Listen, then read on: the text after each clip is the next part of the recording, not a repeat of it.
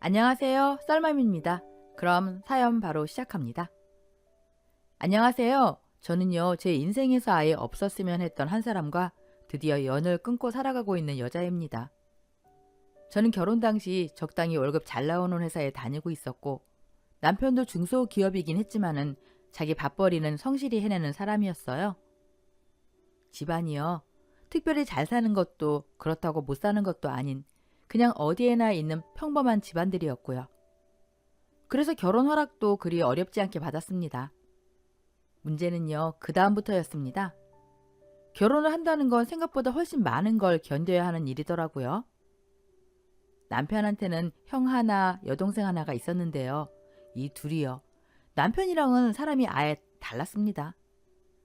저희 남편이 묵묵히 일하고 자기 몫을 책임지는 사람이라면 그 형제들은요, 한마디로 매일 사고만 치고 사는 사람들이었어요. 또 사고야? 이번엔 무슨 일이래? 시댁에선 하루가 멀다 하고 그 뒷수습을 하느라 돈이 새고 있었고, 그러다 보니 저희 결혼 자금에 보태줄 여력은 아예 없었습니다. 그런데 솔직히 그건 상관없었어요. 저랑 남편은 처음부터 부모 도움받아서 결혼하자는 생각 자체를 안 했거든요. 결국 친정에서 3천만 원을 보태주셨고, 그 돈에 저희가 모은 돈, 거기다 영혼까지 끌어모아 받은 대출까지 보태서 겨우 신혼집 하나를 마련했습니다. 결혼식도요, 둘 다 욕심 없었어요. 조용하게 하자, 사람만 부르자. 그렇게 최소한으로 간단하게 끝냈죠. 그리고 그때까지만 해도 저는 진짜로 믿었습니다. 아, 이제 진짜 행복해지는구나. 하지만요, 그건 제 착각이었어요. 이제 본격적으로 썰맘 사연 이어집니다. 결혼하고 나서 한동안은 아무 문제도 없었어요. 남편은 여전히 잘해줬고 시댁과의 관계도 무난했죠. 그런데 그 행복이요. 결혼 3개월도 안 돼서 산산조각이 나버렸습니다. 그날 밤이었어요. 시간은 새벽 2시가 훌쩍 넘은 시각. 안방에서 남편이랑 자고 있는데 갑자기 따르르릉 전화벨 소리가 귀를 찢을 듯 울리더라고요. 이 시간에 누구야? 남편도 화들짝 놀라서 핸드폰을 집어들었고 화면에 뜬 이름은요. 엄마, 시어머니였습니다. 이 새벽에 설마 무슨 일 생긴 거 아니야? 저희 둘 다 그 생각뿐이었어요. 남편이 급하게 전화를 받자마자 시어머니 목소리가 다급하게 쏟아져 나왔습니다. 지금 당장 경찰서로 와야 한다. 그 말에 저희는 더 생각할 겨를도 없이 새벽 공기를 가르며 경찰서로 향했습니다. 가서 상황을 들어보니 신우이차가 차량 2대를 들이받았고 그 안에 있던 운전자들은 모두 병원으로 실려간 상태였어요. 다행히, 정말 다행히도 생명이 위험한 수준은 아니었습니다. 큰 외상 없이 타박상과 정신적인 충격 정도? 그런데요, 문제는 그 다음이었어요. 음주운전. 피해자들은요, 그 말 하나에 완전히 분노해 있었습니다. 합의금 이야기부터 하시죠. 합의를 못하면 신우이는요, 법적으로 아주 골치 아픈 상황까지 갈 수 있는 상태였습니다. 결국 온 가족이 머리를 싸맬 수밖에 없었죠. 그때였습니다. 시어머니가 입을 여셨습니다. 아주 아무렇지도 않게요. 야, 안 되겠다. 지금 합의금 물어줘야 하게 생겼네. 그리고 저희를 번갈아 보더니 이렇게 말하더군요. 우리는 돈이 하나도 없다. 갑자기 어디서 2천만 원을 구하겠어? 집 통장에서 나올 돈도 아니고. 잠깐의 침묵, 그리고 이어진 말. 그래도 오빠하고 세연이 너네가 좀 해라. 네? 아가, 넌 신우를 위해서 그 정도는 할 수 있지? 그 말을 들었을 때요. 저는 진짜 눈앞이 하얘졌습니다. 결혼할 때요. 돈 한 번 보태주지 않으셨던 분들이 이제 와서 신우이가 음주운전 사고를 쳐놓고 그 뒷수습을 우리더러 하라니요. 무엇보다요. 저희도 여유가 없었습니다. 집 구하느라 결혼식 치르느라 영혼까지 끌어모아 썼고 대출까지 잔뜩 가는 상태였거든요. 솔직히 말하면 더 이상 나올 돈이 없었습니다. 그런데도 시어머니는 단 한 번도 미안하다는 말이 없었어요. 마치 이게 당연한 일이라는 듯. 그래서요, 저도 결국 입을 열었습니다. 어머님, 저희도 정말 도와드리고 싶어요. 근데 어머님도 아시잖아요. 저희한테는 이제 더 이상 나올 돈이 없어요. 21번 고르고 차분하게 말했어요. 집도요, 거의 다 대출이에요. 저희가 모아둔 돈 전부 집 사는 데 넣었고요. 지금 통장 잔고 거의 바닥입니다. 그리고 정중하게요. 죄송하지만 아주버님이 다른 데서 좀 알아보셔야 할 것 같아요. 그땐요, 정말 단 한 푼도 없는 상태였습니다. 도와주고 싶어도 도와줄 수가 없었어요. 그런데 그 사정을 뻔히 다 아시는 시어머니가 이렇게 말하더군요. 야, 그럼 너네 집 팔아버리면 되잖아. 네? 집 팔고 우리 집 들어와서 살아. 돈 없으면 시댁이든 친정이든 빌부터 살 생각을 해야지. 무슨 호사를 누리겠다고 돈도 없으면서 집을 구해? 그리고 결정타. 너네 신우 감방 가면 네가 책임질 거야? 젊은 애 앞길 다 망쳐놓고 네가 행복하게 살 수 있을 것 같아? 그 순간 저도 참다 터져버렸습니다. 어머님, 어떻게 그런 말씀을 하세요? 아가씨가 감방 가면요. 그걸 음주운전 사고 친 아가씨 잘못이지. 합의금 못 도와준 저희 잘못은 아니잖아요? 그리고 입에 담고 싶지 않았지만 말하고 말았습니다. 제가 아가씨 짧은 시간 봤지만요.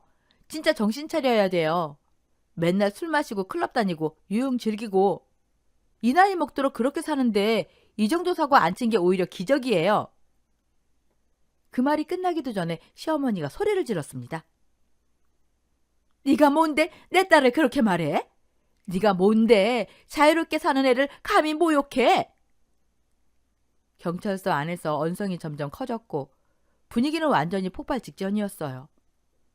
그때서야 남편과 시아버지가 끼어들었습니다. 당신 그만해. 왜 당신 딸이 사고 친 걸 며느리 보고 수습하라고 그래?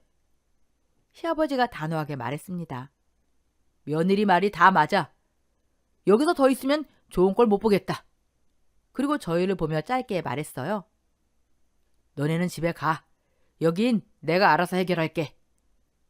남편은 시아버지께 죄송하다는 말 한마디만 남기고 제 손을 꼭 잡았습니다. 그렇게 저희는 그 새벽 경찰서를 빠져나왔습니다. 정말 황당했고 무기력했습니다.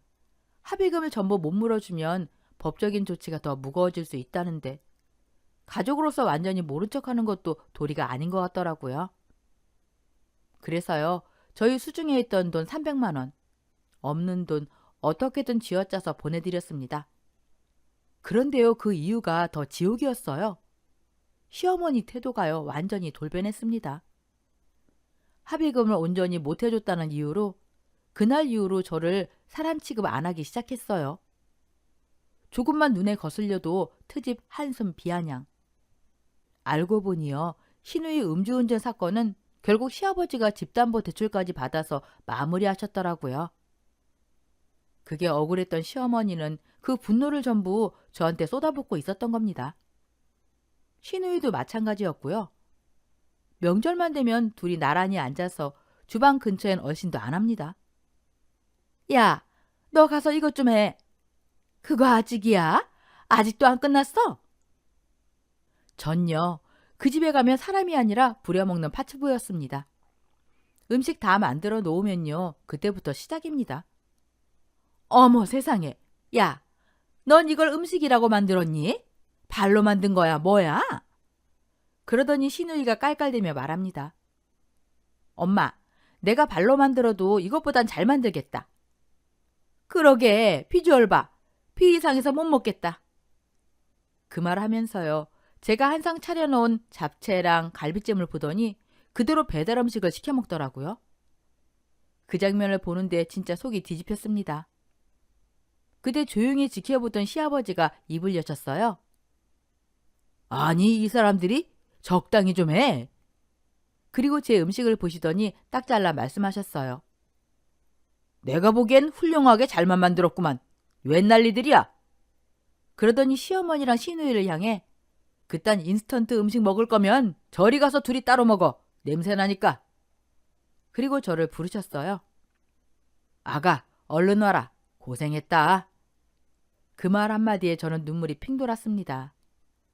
아주 맛스럽게 보인다. 훌륭하구나. 배고프다. 얼른 애비 데리고 와서 같이 먹자. 그날요 시어머니랑 시누이는요 식탁에서 쫓겨나 간이 테이블을 펴고서 둘이서 밥을 먹었고 저랑 남편 그리고 시아버지는 같은 식탁에 앉아 밥을 먹을 수 있었습니다. 아버님, 감사합니다. 그 한마디가 그날 제가 할 수 있는 전부였어요. 그런데요, 그걸로 끝인 줄 알았죠. 아니었습니다. 이 두 사람의 무개념적인 행동은 그 뒤로도 멈추지 않았습니다. 어느 날이었어요. 시어머니랑 시누이가 저를 밖으로 부르더라고요. 전화 목소리가요, 이상할 정도로 상냥했습니다. 지금 외출하려고 하는데 너도 나와. 주말 아침부터 저렇게 부드럽게 말하니까 순간 이런 생각이 들었어요. 아, 이제 좀 풀 마음이 생기셨나 보다. 남편한테 이야기하고 괜히 마음이 들떠서 집을 나섰습니다. 그런데요, 밖에 나가자마자 저는 극한의 허무함을 느꼈어요. 만나자마자 저를 데리고 간 곳은 다름 아닌 전통시장. 그리고 그 넓은 시장을 아주 작정한 사람들처럼 휩쓸기 시작했습니다. 이거 좋다. 저건 사야지. 야, 이건 2개. 그런데 이상하죠? 물건을 고르는 건 그 둘인데 계산이 끝날 때마다 모든 짐은 전부 제 손으로 왔습니다. 봉지 하나, 봉지 둘, 봉지 셋. 어느새 제 양팔은 축 처질 대로 처졌는데 그 둘은요, 팔짱을 끼고 아무것도 안 들고서 유유히 걸어 다녔어요. 그때 깨달았습니다. 아, 이 사람들 날 부른 이유가 이거였구나. 진짜로 짐꾼으로 쓰려고 나를 부른 거였어요. 제 팔이 금방이라도 떨어질 것 같은데도 이것도 저것도 끝없이 봉지를 제 손에 쥐어주더군요. 그 순간 머릿속에서 뭔가 뚝 하고 끊어졌습니다. 그래서요, 저는 아무도 예상 못한 짓을 해버렸습니다. 제 손에 들려있던 그 모든 봉다리들을 시장 바닥에 그대로 내려놓았어요. 하나도 아니고 몽땅. 그리고는 아무 말 없이 뒤돌아서 그대로 집으로 와버렸습니다. 그 두 사람은요, 시장에 정신이 팔려서 제가 뒤에 있는지 없는지도 몰랐던 것 같아요. 제가 그들의 물건을 길바닥에 내려놓고 사라졌다는 사실조차요. 차를 타고 집으로 가는데 한 10분쯤 지났을까요? 그제야 전화가 울렸습니다. 블루투스로 연결된 순간 차 안 전체에 시어머니 목소리가 쾅 하고 울렸어요. 야, 너 어디야? 너 어디로 튀었어? 우리 물건들 다 어쨌어? 이 도둑 같은 게? 감히 우리 물건들에 손을 대? 당장 안 와? 까랑까랑한 그 목소리가 차 안을 꽉 채우는데 이상하게도 그날 처음으로 제 마음은 아주 조용했습니다. 무섭지도 죄책감도 없고 그냥 이제 끝이구나 그 생각만 들었어요. 하지만요, 그날은 더 이상 참지 않았습니다. 저는 코웃음을 치고 이렇게 말했어요. 어머님, 저 거기 짐꾼 하러 간 거 아니에요. 저 2분 비서도 아니고요. 숨 한번 고르고 차분하게 하지만 단호하게 말했습니다. 주말 아침부터 쉬는 사람 불러내신 이유가 집날을 하는 거였어요? 차로 모시고 다니면서 비서 노릇 하라는 거였냐고요? 정말 너무하시네요. 제 팔이 빠질 것 같아서 도저히 안 되겠더라고요. 그래서 시장 바닥에 그대로 내려놓고 왔어요. 그리고 마지막으로요. 어차피 그 물건들 신경도 안 쓰시던데요. 저한테 맡겨놓고 뒤도 안 돌아보셨잖아요. 이제 와서 필요해지셨으면은 어머님이랑 아가씨가 좋아하시는 그 시장 다시 한번 쭉 돌아보세요. 어딘가 바닥에 있을 거예요. 전 너무 힘들어서 이만 들어가겠습니다. 그렇게 말하고 전화를 끊었습니다. 그 뒤로요. 전화가 쉴 새 없이 왔지만 전 전부 거절 버튼만 눌렀습니다. 그날 집에 들어오자마자 남편 얼굴을 보는 순간 눈물이 왈칵 쏟아지더라고요. 아무 말도 못하고 그냥 남편 품에 안겨서 얼마나 엉엉 울었는지 모릅니다. 그때 남편이 제 등을 토닥여주지 않았다면 솔직히 말해 이혼까지도 생각했을 겁니다. 그날 이후 저는 시댁에 가는 걸 완전히 꺼리게 됐어요. 시어머니랑 시누이는 계속 달달 볶았지만 그 이후로 그 전화는 전부 남편이 대신 받았습니다. 덕분에 그 둘을 안 보고 사니 그제야 조금 숨이 쉬어지더라고요. 사실 그땐 말 못한 서러움이 너무 많아서 몸도 마음도 완전히 지쳐 있었어요. 그걸 느꼈는지 남편이 그러더군요. 기분 전환할 수 있는 거 하나 가져보는 거 어때? 그래서 시작한 게 공방이었습니다. 제가 원래 집 꾸미는 걸 좋아해서 인테리어 소품 만드는 작은 공방을 다니기 시작했거든요. 아기자기한 소품을 만들면서 처음으로 나 숨쉬고 있구나. 그런 느낌이 들었어요. 그러다 욕심이 생겼습니다. 내 이름 걸고 한번 만들어 볼까? 제가 만든 물건을 인터넷에 올리기 시작했고 결국 회사를 그만두고 제 공방을 차렸습니다. 그때 남편은 말없이 제 편이 되어줬고 친정 오빠네 부부는 선뜻 5천만 원을 내밀며 말해줬어요. 이제 네가 하고 싶은 거 해. 그 돈으로 경기도에 낡은 작업실 하나 얻고 정말 미친 듯이 일했습니다. 물론 처음엔 쉽지 않았어요. 일주일에 한두 개 팔릴까 말까? 그런데 오빠가 그러더군요. 요즘은 홍보가 반이다. 그때부터 SNS, 블로그, 사진 하나하나 제 손으로 다 바꿨습니다. 그리고요, 조금씩 아주 조금씩 주문이 늘기 시작했어요. 제가 진심으로 만든 게 전해졌는지 후기가 쌓이고 입소문이 나고 어느 순간부터는 단체 주문, 카페, 회사 납품까지 물량 맞추는 게 버거울 정도가 됐습니다. 그렇게 5년, 저는 직원 10명을 둔 회사 대표가 됐습니다. 그리고 이 이야기는요, 썰맘 채널에 보내주신 실화사연입니다. 수익이요? 솔직히 말하면 한 달 한 달 들쑥날쑥 하긴 하지만은 기본적으로 한 달에 3천만 원 정도는 제가 가져가고 있습니다. 매일이요, 재미있고 행복했어요. 내가 좋아하는 일을 해서 돈을 번다는 것도 좋았고 그 일로 여유 있는 생활이 가능해졌다는 게 저를 정말 행복하게 했습니다. 그런데 여기서 끝이 아니었죠. 양심 없는 인간이 하나 더 튀어나옵니다. 바로 시숙이었어요. 신우이는 그래도 자기 직장은 꾸준히 다녔는데 시숙은요, 그것마저 안 하는 인간이었어요. 직장을 밥 먹듯이 옮겨 다니면서 들어오는 월급은 골프 유흥비로 다 쏟아붓는 사람. 그런데 어느 날 시숙한테 전화가 왔습니다. 재수씨, 요즘 사업 잘 된다면서요? 아주 제가 다 기분이 좋네요. 벌써부터 말투가 역겹더라고요. 그래서 말인데 사업도 잘 되는 김에 도움의 손길 한번 주시죠. 시원하게 용돈 좀 주세요. 이번에 직장을 또 관둬서 돈이 없네요. 그래도 제가 생활은 해야 하잖아요. 부모님도 돈 없고 막내 동생은 절 사람 취급도 안 하더라고요. 그러더니 이런 말까지 합니다. 이럴 때 기댈 때가 재수씨밖에 없네요. 죽는 사람 한번 살린다 생각하시고 두둑하게 좀 보내주세요. 그리고 마지막 결정타. 아니면 이참에 재수씨가 저 고용하면 어때요? 저 일 잘해요. 회사에 자리 하나 있으면 좀 주세요. 전화를 들고 있던 저는요, 진짜 어이가 없어서 말문이 막혔습니다. 그래도 정신 차리고 딱 잘라 말했어요. 아주버님, 언제까지 그렇게 책임감 없이 사실 건데요? 여기저기 붙어 사는 거 진짜 없는 짓이에요. 이제는 직장도 좀 진득하게 다니세요. 그리고 분명하게요. 드릴 용돈 없습니다. 왜 저만 보면 다들 돈 달라고 하세요? 그 돈으로 아주버님이 정신 차리고 새 인생 살면 모를까. 쓸데없는 데 쓰이는 건 전 절대 보고 싶지 않네요. 못 들은 걸로 할게요. 이만 전화 끊겠습니다. 뚝. 단호하게 전화를 끊었습니다. 진짜로요. 이 집안 식구들은 생각만 해도 머리가 지끈거리는 인간들 뿐이었어요. 그런데요, 핏줄은 못 속인다고 하죠. 그날 이후 시숙, 시어머니, 시누이 셋이서 작정하고 절 못살게 굴기 시작했습니다. 특히 시숙은요, 남편한테 전화를 걸어서 제 욕을 그렇게 해댔어요.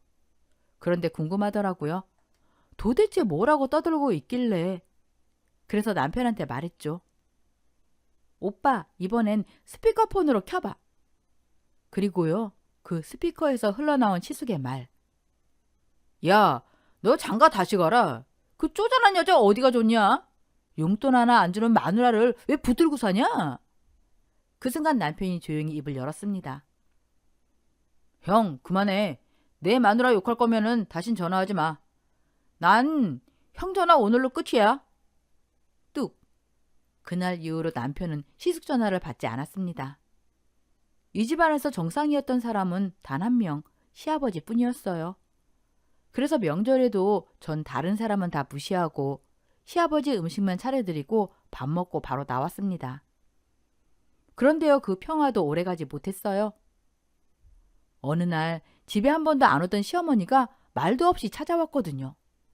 그리고 저한테 이런 말을 합니다. 애미야, 이번에 시수 결혼할 여자 데려왔어. 근데 그쪽에서 아파트를 해오라네. 잠깐 뜸을 들이더니 시어머니가 말했어요.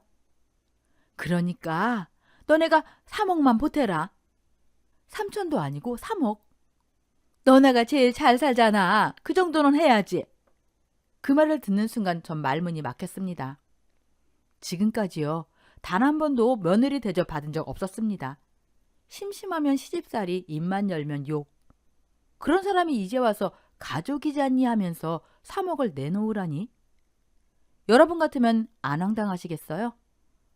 그래서 저도 처음으로 제 입으로 제 마음을 말했습니다.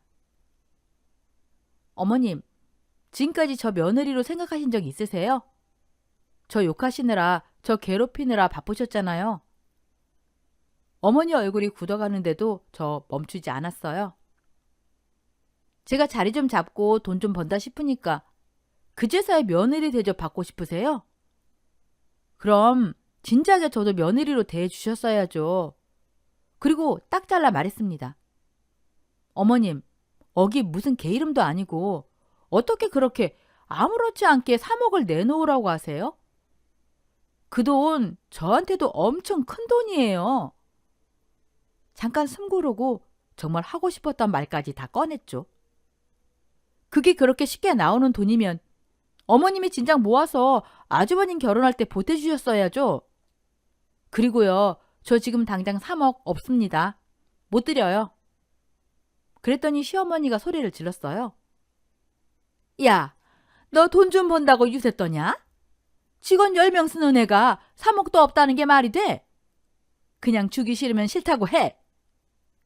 그래서요, 저 아주 당당하게 말했습니다.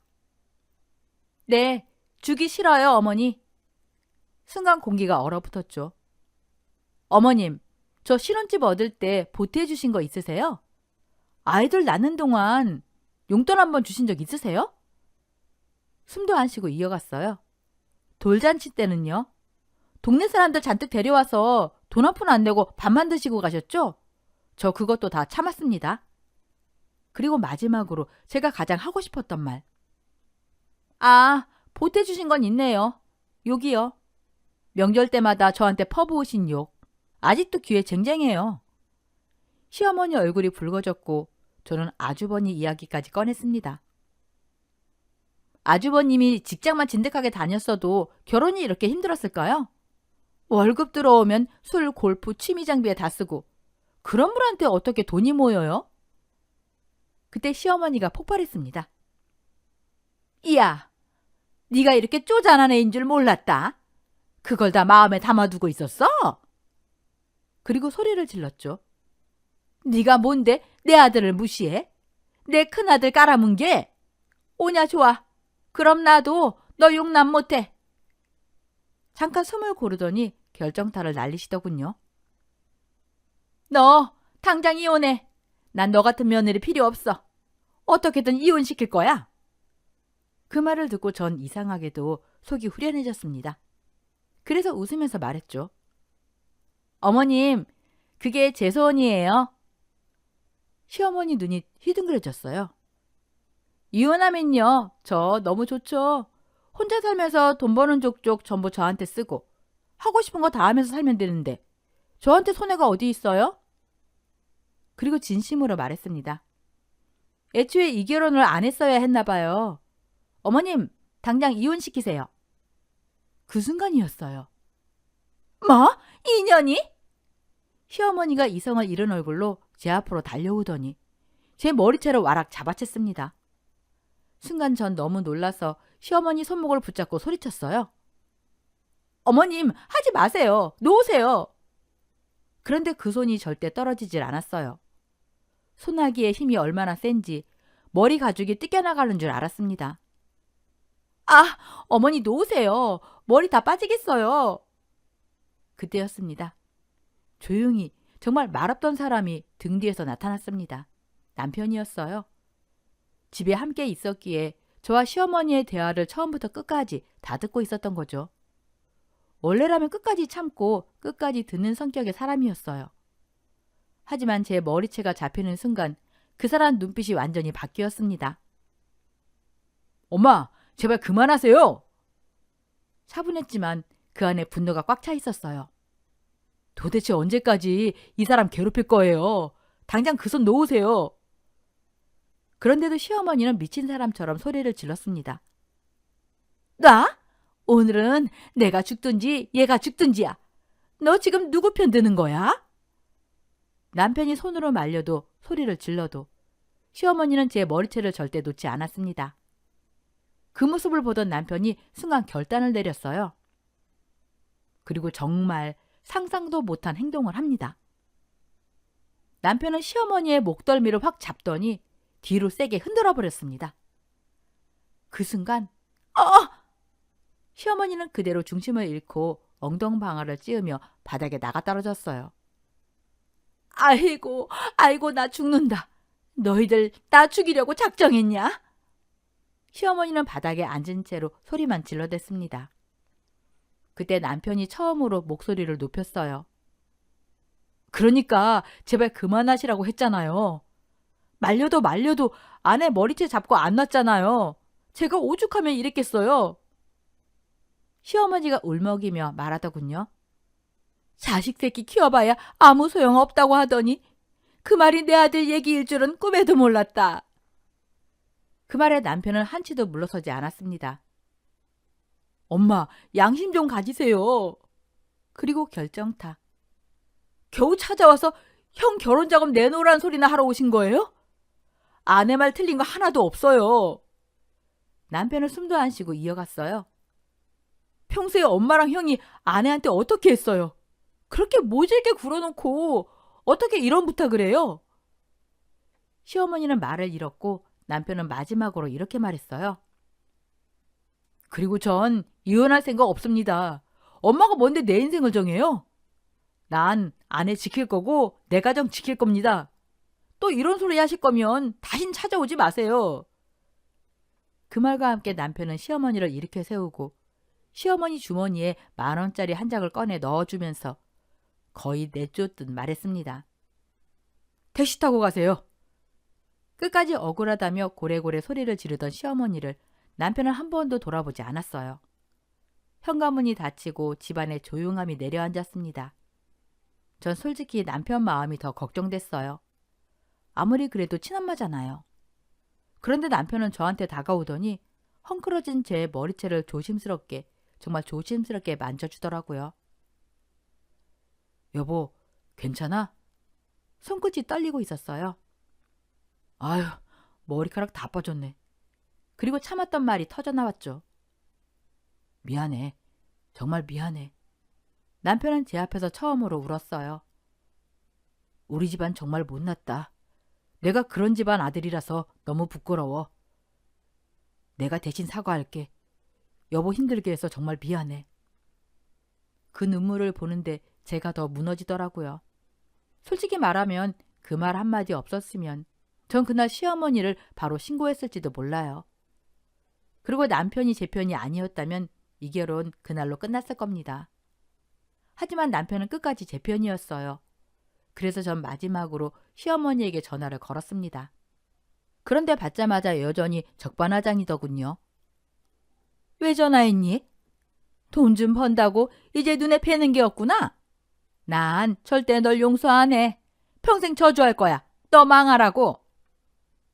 전 아주 차분하게 말했습니다. 그러세요, 어머니. 잘 됐네요. 저희 앞으로 평생 보지 말고 살죠. 그리고 분명하게 말했어요. 오늘 저 머리채 잡으신 거 당장 경찰에 신고할 수 있어요. 하지만 이건 어머니께 드리는 마지막 기회예요. 나이 70에 유치장 가기 싫으시면 조용히 사세요. 오늘만 용서합니다. 앞으로는 없습니다. 시어머니가 뭔가 더 말하려 했지만 전 듣지 않고 전화를 끊었습니다. 그날 이후로 시어머니 전화는 전부 차단했어요. 결국 시숙 결혼은 그대로 파혼됐다고 들었습니다. 그런데 전혀 미안하지 않았습니다. 사람이 처음부터 다 갖추고 결혼하나요? 못할 수도 있는 거죠. 하지만 그 집안은 돈은 없으면서 바라는 것만 많았어요. 집은 최고급, 예물도 최고급, 결혼식도 최고급. 결국 아무것도 이루어지지 않았죠. 그 이후 시숙 파혼 소식에 술에 잔뜩 취한 시어머니가 또 찾아와 땡깡을 부리기 시작했어요. 이렇게 찾아오는 거 그만하라고 했죠? 거실에서 남편 목소리가 칼처럼 날아들었습니다. 왜 그게 제 마누라 탓이에요? 형이 인생을 허투루 살아서 그런 거지. 숨도 안 쉬고 이어지는 말. 한 번만 더 이런 일로 찾아와서 우리 괴롭히면요. 잠깐의 침묵 뒤 남편이 단호하게 말했습니다. 그땐 정말로 엄마랑 자식 간 인연 끊겠습니다. 당장 나가요. 지금 당장. 그때 저는 시어머니 얼굴조차 보고 싶지 않아서 안방에 틀어박혀 있었어요. 그런데요, 문을 닫고 있어도 거실에서 벌어지는 소란은 전부 다 들리더라고요. 고함, 울음, 짜증 섞인 목소리. 그런데도 시어머니는 바닥에 드러놓은 채 꼼짝도 하지 않으려는 듯 했습니다. 그때였습니다. 남편이 조용히 누군가에게 전화를 걸더군요. 네, 지금 와주세요. 짧은 통화. 그리고 남편은 아무 말 없이 기다렸습니다. 30분도 채 안 돼서 현관문이 열렸고 들어온 사람은 시아버지였어요. 아버지는 거실에 들어서자마자 바닥에 널브러진 시어머니를 보시고 짧게 한숨을 쉬셨어요. 아이고, 또 이러고 있냐? 시어머니는 꼴도 보기 싫었지만 시아버지만큼은 저에게 늘 좋은 분이셨기에 저도 안방에서 나와 급히 인사를 드렸습니다. 아버님. 아버님은 제 얼굴을 보자마자 얼굴을 숙이듯 짧게 인사만 하시더니 곧바로 바닥에 누운 시어머니에게 시선을 옮기셨습니다. 그리고는 발로 살짝 차고 어깨를 흔들어도 미동조차 없는 시어머니. 그 순간 정말 아무도 예상 못한 일이 벌어졌습니다. 일어나. 반응이 없자 목소리가 낮아졌습니다. 일어나라고. 그래도 안 일어나자 그 다음 행동은 정말 아무도 예상 못했어요. 짝! 거실이 울릴 만큼 세차게 뺨을 후려쳤습니다. 아!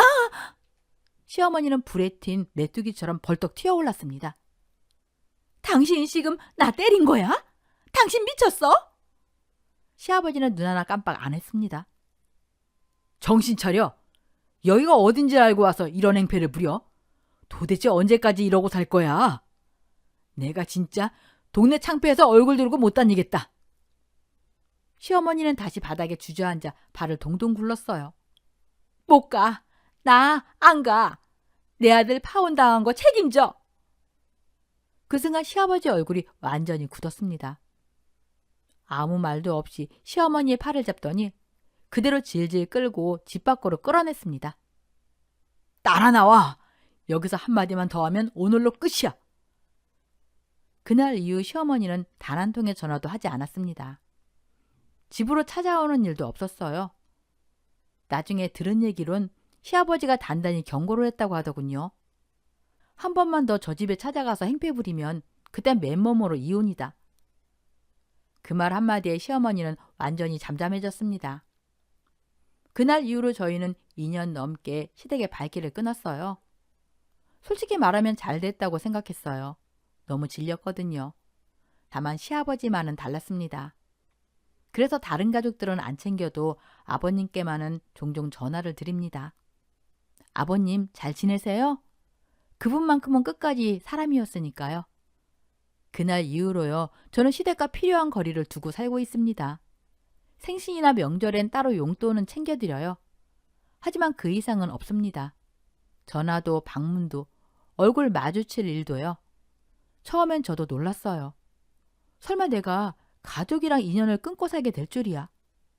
그런데 그만큼 제가 받은 상처가 컸다는 걸 이제는 부정하지 않기로 했습니다. 그리고 남편도요. 사실 남편은 저보다 훨씬 오래. 어릴 때부터 어머니와 누이, 그 집안에 시달리며 살아왔더라고요. 여보, 나도 이제 좀 지쳤어. 그 한마디에 저는 더 이상 아무 말도 하지 않았습니다. 대신 남편은 저와 아이들에게 완전히 다른 사람이 됐어요. 원래도 따뜻했지만 그 이후로는요, 정말 가족의 모든 마음을 쏟는 사람이 됐습니다. 아이들이 그러더라고요. 우리 아빠 최고야. 아빠랑 노는 게 제일 좋아. 그 말 들을 때마다 남편은 웃고 저는 울컥합니다. 그리고 지금은요, 남편이 다니던 직장을 그만두고 제 일에 함께 합류했어요. 처음 해보는 일이라 서툴고 어색하고 힘들 텐데도 투덜대는 소리 한 번 없이 말합니다. 괜찮아. 배우면 되지. 사회생활 오래 한 사람답게 일머리도 빠르고 무엇보다 제 편으로 제 옆에 있어준다는 그 사실이 저에겐 너무 큰 힘이었어요. 저는 시댁에서는 큰 사랑을 받지 못했지만요. 대신 남편에게 이렇게 사랑받고 존중받고 있다는 것만으로도 충분하다고 생각하며 살고 있습니다. 솔직히 말하면요. 다른 사람 다 없어도 저는 제 남편 하나면 됩니다. 그래서 저는 제 결혼이 실패가 아니라 성공이라고 말하고 싶어요. 10명이 나를 괴롭혀도 단 한 사람이 너 내 사람이야 라고 말해주면 그 인생은 충분히 버틸 수 있더라고요. 이 사연을 보낸 이유도 바로 그 말을 하고 싶어서입니다. 혹시 지금 너무 힘들어서 혼자 견디고 계신 분이 있다면 부디 여러분의 곁에 단 한 사람을 꼭 붙잡으시길 바랍니다. 사랑의 말 한마디, 손 한번 잡아주는 그 힘이 생각보다 훨씬 큽니다. 저는 그 사랑의 힘으로 살아가고 있는 사람입니다. 그리고 마지막으로 제 사연을 누구보다 기다리고 있을 제 남편에게 짧은 편지 하나 남기고 싶습니다. 남편에게 보내는 편지. 사랑하는 우리 남편, 놀랐지? 이렇게 공개적으로 편지 쓰는 거 늘 나의 편이 되어줘서 고마워. 나랑 아이들 위해서 자기 인생을 내어주는 것도 당연한 것처럼 해줘서 정말 고마워. 나도 당신이 받은 사랑만큼은 아니어도 당신에게 든든한 아내, 아이들에게는 좋은 엄마가 되도록 최선을 다할게. 지금 회사 일 처음이라 힘들지? 그래도 난 알아. 당신은 뭐든 잘 해낼 사람이라는 거. 오늘 밥은 내가 할게. 고기 반찬도 준비해놨어. 이 사연 들으면서 같이 웃으면서 먹자. 너무 사랑하고 우리 가족 지금보다 더 행복해지자. 그리고 앞으로도 영원히. 오늘 썰맘 사연글에 여러분의 소중한 댓글 부탁드립니다. 그리고 어디서 사연 듣고 계시는지, 연령대는 또 어떻게 되시는지 안부도 부탁드립니다. 그럼 오늘 사연도 함께 읽어주셔서 감사합니다.